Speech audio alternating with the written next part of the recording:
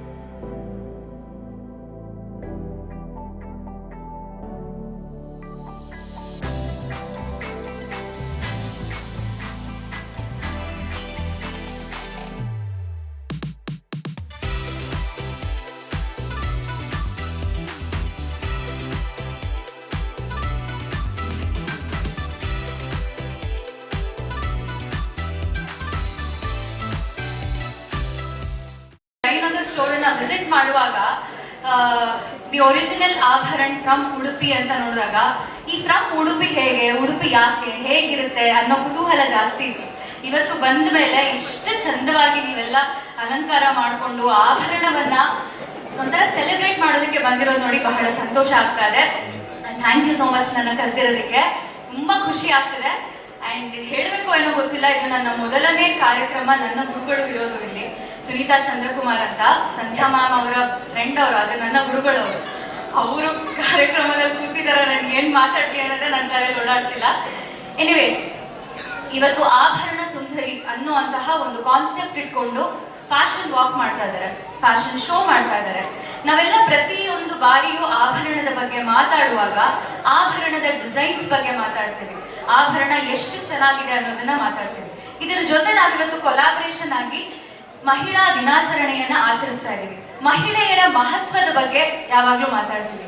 ಇವತ್ತು ಸ್ವಲ್ಪ ಆ ಕಡೆಯಿಂದ ಈ ಕಡೆ ಮಾಡಿ, ಈ ಕಡೆಯಿಂದ ಆ ಕಡೆ ಮಾಡೋಣ. ಮಹಿಳೆಯರ ಮಹತ್ವದ ಬಗ್ಗೆ ಮಾತಾಡ್ತಿಲ್ಲ, ಆಭರಣದ ಮಹತ್ವದ ಬಗ್ಗೆ ಮಾತಾಡ್ತಾ ಇದ್ದೀನಿ. ಇದರ ಜೊತೆ ಮಹಿಳೆಯರ ಜೀವನದ ಡಿಸೈನ್ ಬಗ್ಗೆ ನಾನು ಮಾತಾಡ್ತಾ ಇದ್ದೀನಿ. ಇಲ್ಲಿ ಉಡುಪಿ ಮತ್ತೆ ಮಂಗಳೂರು ಬೆಲ್ಟ್ ಅಂತ ಬಂದಾಗ ಕಲೆಗೆ ನೀವೆಲ್ಲ ಕೊಡುವಂತಹ ಬೆಲೆಯನ್ನ ನಾನು ನೋಡಿದ್ದೀನಿ. ಅದಕ್ಕೆ ಅದರದೇ ಆದಂತಹ ಒಂದು ನಮಸ್ಕಾರಗಳನ್ನ ನೀವೆಲ್ಲ ಸಲ್ಲಿಸಿರೋದನ್ನ ನಾನು ನೋಡಿದ್ದೀನಿ. ಈ ಡಿಸೈನ್ಗೆ ಆಭರಣ ಅನ್ನುವಂತಹ ಮಹತ್ವ ಏನು ಅಂತ ನಾನು ಹೇಳ್ತೀನಿ. ನಾನು ನೋಡಿದ್ದೀನಿ, ಯಾವುದೇ ಆಭರಣದ ಒಂದು ಸೆಲೆಬ್ರೇಷನ್ ಮಾಡುವಾಗ ಅಥವಾ ಜ್ಯುವೆಲ್ರಿ ಅಂತ ಹೇಳುವಾಗ ಹೆಣ್ಮಕ್ಳಿಗೆ ಶಾಪಿಂಗ್ ಅಂದ್ರೆ ಆಸೆ, ಹೆಣ್ಮಕ್ಳಿಗೆ ಡಿಸೈನ್ ಆಗಿ ಡ್ರೆಸ್ ಮಾಡ್ಕೊಳ್ಳೋದು ಆಸೆ ಅನ್ನೋದರ ಕುರಿತು ಬಗ್ಗೆ ಮಾತ್ರ ಮಾತಾಡ್ತೀವಿ. ಆದ್ರೆ ಆಭರಣವನ್ನ ಯಾತಕ್ಕಾಗಿ ಧರಿಸಬೇಕು ಅನ್ನೋದನ್ನ ನಾವು ಮಾತನಾಡೋದಿಲ್ಲ. ಆಭರಣ ಯಾತಕ್ಕಾಗಿ ಧರಿಸ್ತಾರೆ? ಆಭರಣದಲ್ಲಿ ನಾವು ತಾಮ್ರದ ಆಭರಣ ಹಾಕೋಬಹುದು ಅಥವಾ ಹಿತ್ತಾಳೆ ಆಭರಣ ಹಾಕೋಬಹುದು. ಇಲ್ಲಿ ಇವ್ರಿಟ್ಟಿರುವಂತಹ ಸ್ಟೋರಿ ಏನಿದೆ, ಚಿನ್ನ, ಬೆಳ್ಳಿ, ವಜ್ರ, ಇದೇ ಯಾಕೆ ನಾವು ಹಾಕೋಬೇಕು? ಬೇರೆ ಮೆಟಲ್ ಇಂದ ಮಾಡ್ಬೋದಲ್ವಾ?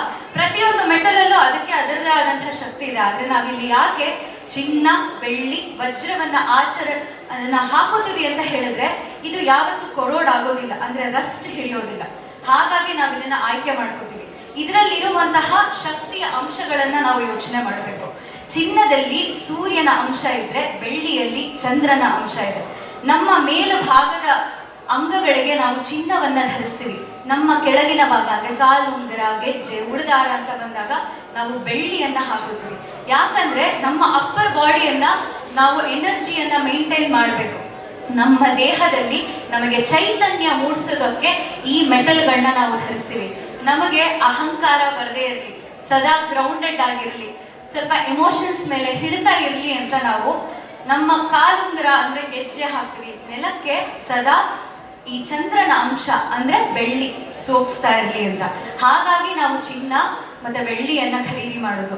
ಚಿನ್ನ ಬೆಳ್ಳಿಯ ಜೊತೆ ನೆನಪುಗಳು ಸಹ ನಮ್ಮ ಜೀವನದಲ್ಲಿ ಅದು ಹೆಣ್ಕೊಳ್ತಾ ಹೋಗುತ್ತೆ.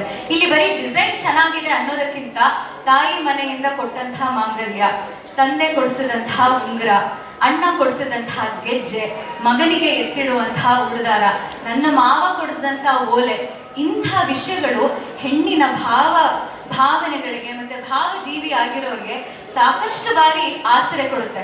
ಆಭರಣ ಅನ್ನೋದು ನಮ್ಮ ಜೀವನದಲ್ಲಿ ಬಹಳ ಮುಖ್ಯ.